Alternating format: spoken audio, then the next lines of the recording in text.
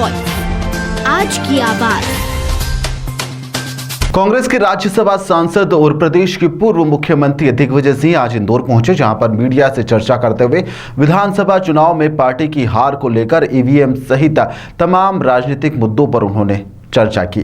कांग्रेस नेता दिग्विजय सिंह ने जीतू पटवारी के प्रदेश अध्यक्ष बनने को लेकर अपनी बात रखी। उन्होंने कहा कि संसद में कुछ लोगों के घुसने के मुद्दे को लेकर उन्होंने प्रधानमंत्री और गृह मंत्री पर निशाना भी साधा। राहुल गांधी की न्याय यात्रा को सकारात्मक बताया। श्री राम मंदिर के निमंत्रण के सवाल पर दिग्गी ने कहा कि भगवान राम सबके हैं, हमारे हृदय में वह बसे हुए हैं, मुझे किसी के इनविटेशन की आवश्यकता नहीं है। साथ ही उन्होंने कहा कि लोकतंत्र की रक्षा करना बेहद ही आवश्यक है। वहीं पर लक्ष्मण सिंह के एक बयान को लेकर उन्होंने कहा है कि मैं उनके इस बयान से सहमत नहीं हूँ।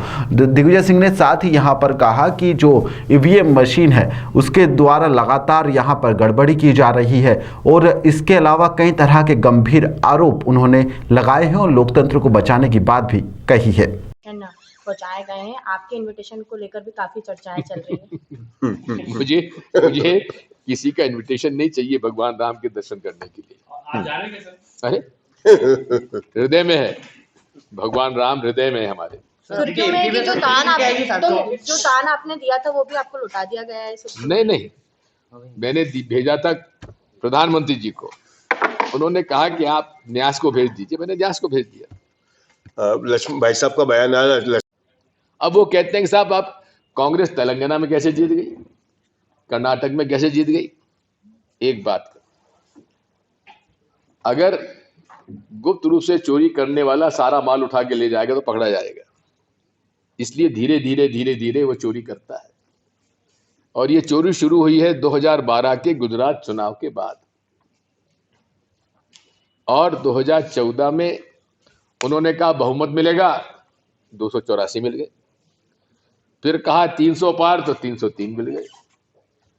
ये चुनाव के गिनती के पहले घोषणा कर देते हैं, ये कैसे मालूम पड़ता है?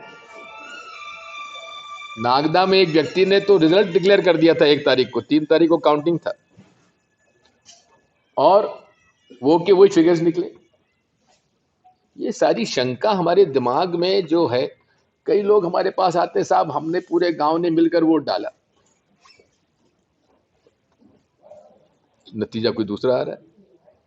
तो ये शंका दूर करने के लिए केवल एकमात्र उपाय है, या तो आप बैलेट पेपर से चुनाव कराइए, मशीन हटाओ, और मशीन से आपको इतना ही प्यार है तो भाई वो वीवीपैट स्लिप हमारे हाथ में दे दो, हम देख लें और मतपेटी में डाल देंगे, इस पे किसी को ऐतराज नहीं होना चाहिए। आजादी से लेकर आज तक इस प्रकार ईडी, सीबीआई, आईटी का राजनीतिक दुरुपयोग या राजनीतिक हथियार के रूप में उपयोग नहीं किया गया, जो अब किया जा रहा है। चुनाव हो रहा है, विपक्षी दलों के ऊपर छापा डाल दो, और खुद करोड़ों रुपए खर्च कर रहे हैं, वोटर को पैसा दे रहे हैं। वो कहां से आया? वो क्या चेक से दे रहे हैं? हाँ, अब एक और नई बात शुरू हो गई है, चुनाव चल रहा है और आप किसानों के और लाडली बहना के खाते में पैसे डाल रहे हैं। ये क्या पक्षपात नहीं है? और ये योजना किसकी चुराई हुई? भाजपा ने हम लोगों से चुराई। कर्नाटक, हिमाचल में हमने कर दिया, और कमलनाथ जी ने घोषणा कर दी। आज कॉपी पेस्ट जो होता है शिवराज सिंह जी ने कर दिया। अब हम मांग करते हैं कि उन्होंने कहा था 3000 देंगे, अब 3000 दो। मुख्यमंत्री जी कब से दे रहे हो बताओ? वादे किए हैं, पुण्य भाव। सॉफ्टवेयर का खेल। प्रकृति का नियम परिवर्तन है, परिवर्तन होना आवश्यक भी है। मैं स्वयं 38 साल की उम्र में प्रदेश कांग्रेस का अध्यक्ष बन गया था। कांग्रेस पार्टी ने हमेशा युवाओं को आगे आने का अवसर दिया है, और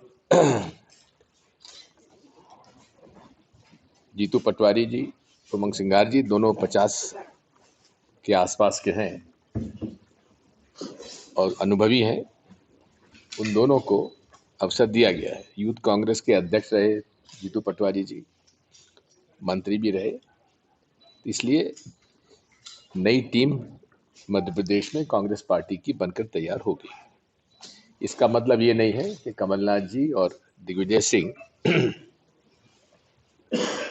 की प्रदेश में या देश में या कांग्रेस को आवश्यकता नहीं है, ऐसा मत समझिए। आज मध्य प्रदेश सरकार